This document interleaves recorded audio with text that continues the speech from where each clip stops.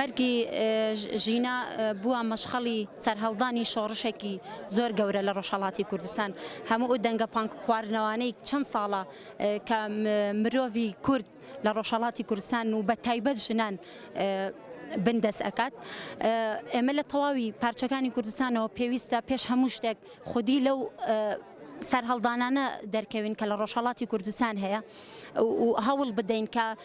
یارمەتی دەربین هەرچۆنێک بێ هەر کەسەمان بە هەر شێوەیەک بێ یارمەتی دەربین بۆ ئەوەی کە ئەو ڕاپەڕینایی کە لە ڕۆژهەڵاتی کوردستان هەیە دەستکەوتی مەزنی لێ بەدەست بێ بەڕاستی ئەوە ئامانجە گەورەکەیە. ژینە هەروەکو بارین هەروەکو ڤیان هەروەکو زیلان بووە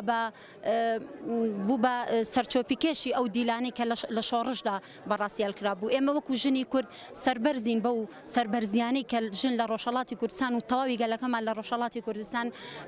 لەم ڕۆژانەدا ئەیگوزارێنێت. وەکو ئاشکرا بوو لە سەرەتای سەرهەڵدانەکانەوە لە ڕۆژهەڵاتی کوردستان لەژێر دروشمی و سلۆگۆنی ژن ژیان ئازادی هەتا ئێستا خۆپیشاندانەکان لە ڕۆژهەڵاتی کوردستان بەردەوامیانەیە. ئەمەش ئەوەمان بۆ دووپاتەکاتەوە بەڕاستی ئەو فکرێ ئەو فکر و بۆچوونەی لەسەر ژنانی کورد کە چەند ساڵە خەبا دەکەن لەژێر ناوی ئەو سلۆگۆنەی کاڵە ژن ژیان ئازادی. ئێمەش هەر بۆ ڕۆحەوە دەڵێن ژن ژیان ئازادی و هیوادارین گەلەکەمان لە ڕۆژهەڵاتی کوردستان کە ئێستا دەبینین لەژێر گەمارویەکی زۆر قورسدا ئێمە بە هەموو شێوێ پشتیوانیان بکەین و ئێمەش هەڕەڵێن ژن ژیان ئازادی. مێ بڵم لێرە لە باشووری کوردستان فکری زۆر جودا ینی لە یەکتری سەری هەڵداوە ئەم ساڵانی دوایی مەسەلەن فکرەکان وای لێ هاتووە بەداخەوە ینی ئیسلامی سیاسی و حیزب ئیسلامەکان لێرە کاریگەریەکی ویان داناوە کە بۆ نمونە لە کیسێکی تورکیا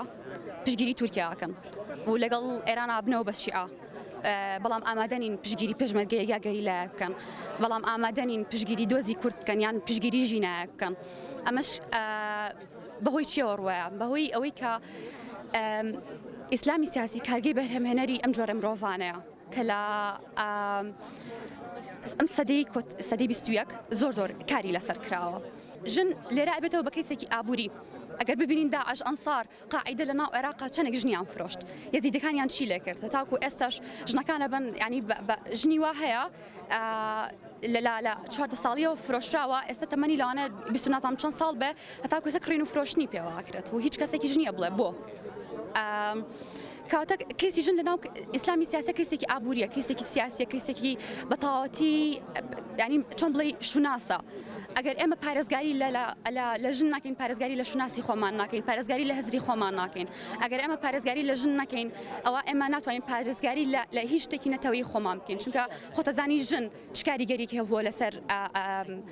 مەسەلەی ئیسلامی سیاسی لە وڵاتەیە چونکە ئیسلامی سیاسی بە شێوەیەکی ڕاستەوخۆ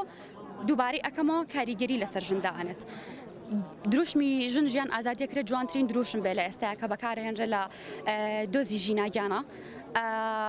بە حکمی ئەوەی کە ئیسلامی سیاسی بە تەواوەتی ئەوێت ژن قفڵکە و ئازادی قفڵکە و جوانەکان بشارەتەوە بۆیە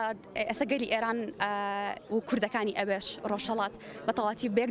دەنگ هەڵەبڕن و ئەڵەن ژن ژیان ئازادی کە ئەمە بە تەواوەتی دژی ڕژێمی ئەوانە دژی ئەوەیە کە ژن بێتە دەرەوە کە دەنگ هەڵبڕێ کە ڕەنگە جوانەکانی خۆی پەخش بکاتەوە. بۆ بچووکترین مافەکانمان لە حیجابێکی یاساییەوە بگرا هەتاکو زۆر مافی پێشێلکراوی ئەم 43 ساڵە هیواداریم کە کۆتایی پێبێت. ئینشاڵڵا کە کۆتایی پێدێت ئەو جۆرە کاتەوەی دنیا خەریکە پاڵپشتی خۆی دەردەبڕێ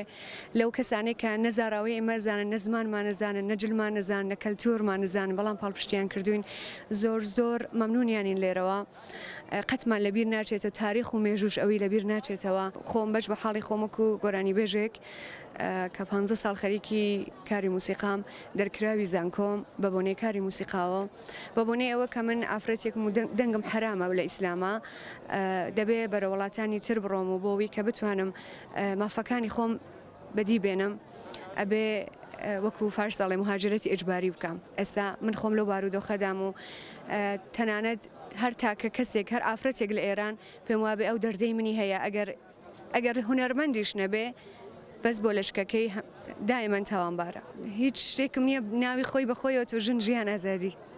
هیوادارم کە کۆتایی بە هەموو زۆڵم و زۆرەکان ببێت.